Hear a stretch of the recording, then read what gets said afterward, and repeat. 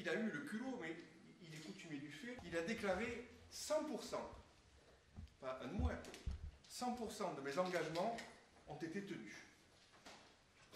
Alors, j'ai décidé de vous inviter à une balade intitulée « Le cimetière des promesses » de Christian Estrosi. Mesdames et messieurs, c'est parti pour la visite. Il devait traquer les dérives financières, et 6 ans après, on a eu une augmentation d'impôts de 17%. Ils sont les plus élevés de France, les impôts locaux.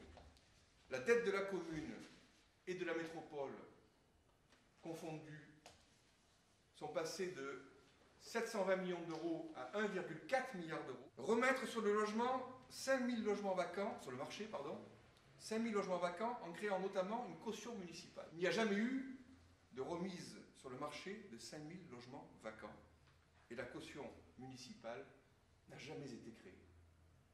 Échec.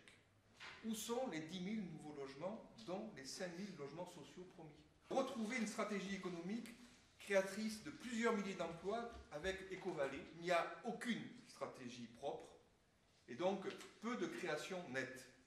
Les opérations les plus spectaculaires sont des opérations de transfert de sièges régionaux, de RDF ou de Veolia, par exemple, donc des emplois qui ont été pris ailleurs, mais non créés par le propre projet de l'OIR. Échec. Un stationnement développé. Ah, c'est vraiment ce qu'on a vu depuis 6 ans. Création de 5000 nouvelles places de parking, notamment sous la colline du Château. Où sont les 5000 places de parking promises? Un vrai réseau de tramway. Alors là, on croit rêver. La poursuite de la ligne 1 vers l'Ariane, c'est une promesse non tenue. Et il a même déclaré, lors de l'inauguration à Pasteur, qu'il n'avait pas d'argent à gaspiller pour desservir l'Ariane. Un cynisme inégalé. Échec.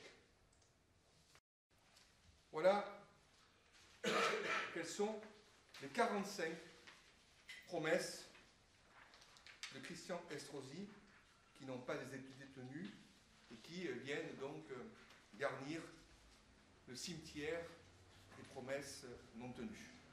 Après, il y a un sondage qui sort, et on dit 75% des gens sont satisfaits du bilan. Bien sûr, puisqu'il dit qu'il a réalisé 100% de ce qu'il avait promis. Mais c'est pas vrai. Et c'est parce qu'il a poussé trop loin le bluff que j'ai décidé de lui répliquer point par point.